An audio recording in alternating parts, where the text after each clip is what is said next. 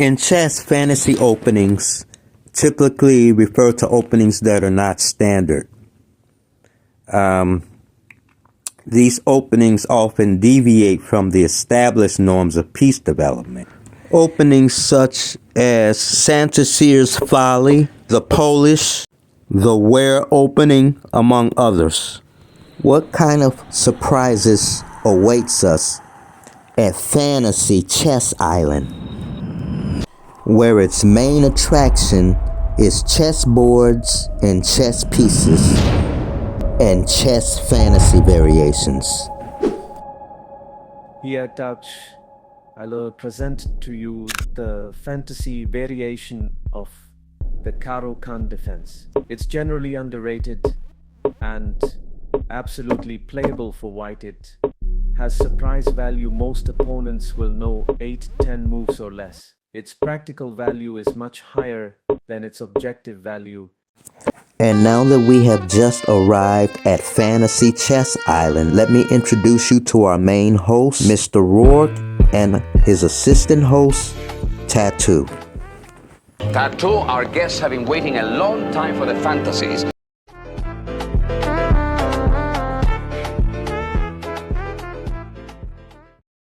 So what exactly is the fantasy variation of the Caro-Kann defense?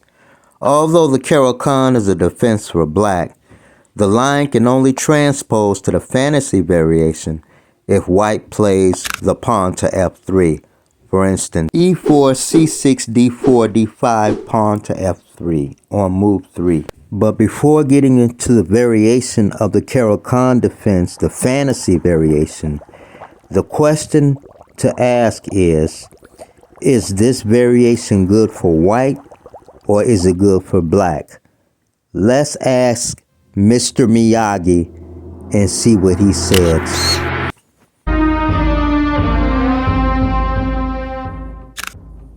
Win, lose, no matter. You make good fight and respect. Although I do believe that Mr. Miyagi's answer deserves respect, I will say this. In regards to white's third move, pawn to f3 against black's Caro-Kann defense, its practical value is higher than its objective value. Objectively speaking, it is not a mainstream move. f3 is not mainstream, and nor does it contribute to white's development, but it creates a potential weakness on white's king side. However, it does have surprise value. The idea of f3 and e4 is not only to bolster the e-pawn, but also to limit the development of black's light square bishop, while building an attack on black's king side. And this next game example will illustrate this. First, we have the start of the opening moves. e4, c6, d4, d5, f3. There's a capture on e4. The point of recapturing with the f-pawn is so the f-file becomes an open file. Quickly castling before tactics, going straight for the attack. Making sure that the b1 to h7 diagonal is open. Now in this position, the knight on d5 is in the way, so capturing the knight on d5 allows white to potentially place the bishop on f6. g6 allows queen h6, and you know what's next. Even if black sacrifices the queen, the pawn and the queen will deliver checkmate. Are there any weaknesses that white needs to be aware of? Well, since we're on Fantasy Chess Island, let's ask Mr. Rourke.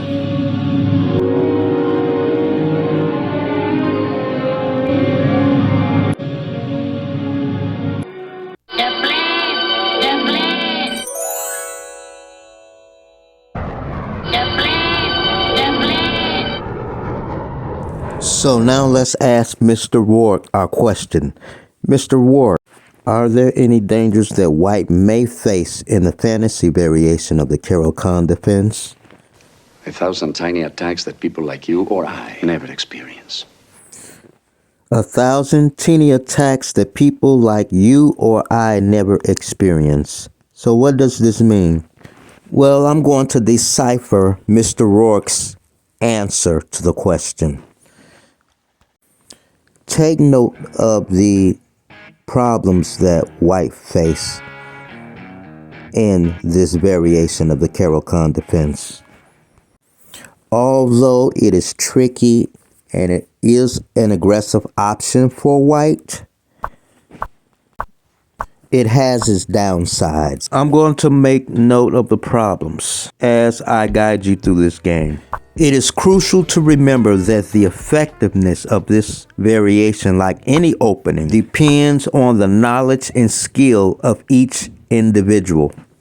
Number one, the weakening of the squares around white's king as a result of the move pawn to f3. Additionally, the knight on g1 cannot go to f3 because the pawn occupies that square, which is the knight's natural development. 3.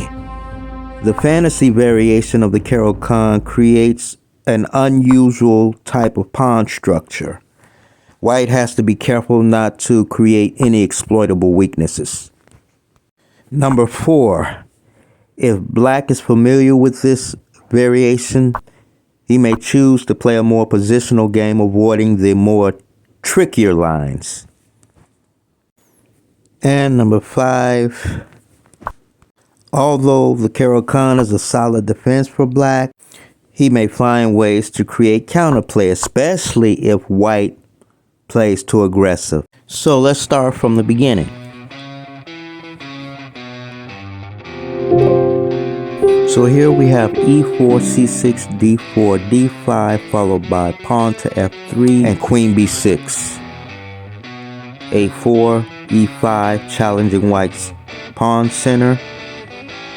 de, de, and pawn to a5, queen c7. Pawn to f4 to bolster the e5 pawn. Knight h6, knight c3, bishop b4, bishop d2, e3, sacrificing a pawn, short castle, knight f3. Now white does manage to develop the knight to its natural developing square, which is f3. Rook d8, and instead of moving the queen, just develop the bishop to d3. So in the continuation is bishop d3, knight a6, queen to e2, bishop takes on a5, castle short, knight b4, bishop e4, bishop f5. Now white is going to find a way to build the pressure and attack black's king side here. Notice the bishop on e4, the knight on g5, and white has two far advanced pawns on e and f files. Capturing on b7, knight takes c2, the knight is defended by the bishop on f5, and now we have knight to d5. So both sides are attacking each other's rook. And now I believe that black here makes an in-between move and will attack the queen on e2 by playing bishop to d3 here. But first, we have rook captures knight on d5. Bishop captures, and now bishop d3 in between move. And after queen f3, rook over to e8. Rook over to e8. Both rooks are being attacked. The knight attacks the rook on e1, and the bishop attacks the rook on f1. So black is going to get the exchange back. Now pay close attention to the next few moves and observe how white is able to squeeze the opponent's king side by advancing the pawn and piece pressure.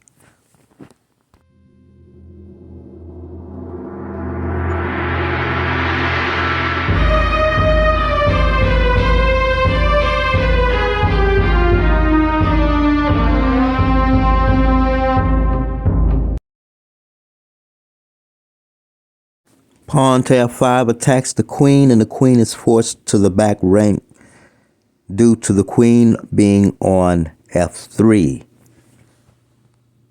A very good trick. Let's ask Tattoo. What do you think about this fantasy variation, Tattoo? Amazing. Okay, thank you for watching Fantasy Chess Island. And that is all I have for now. This is part 1.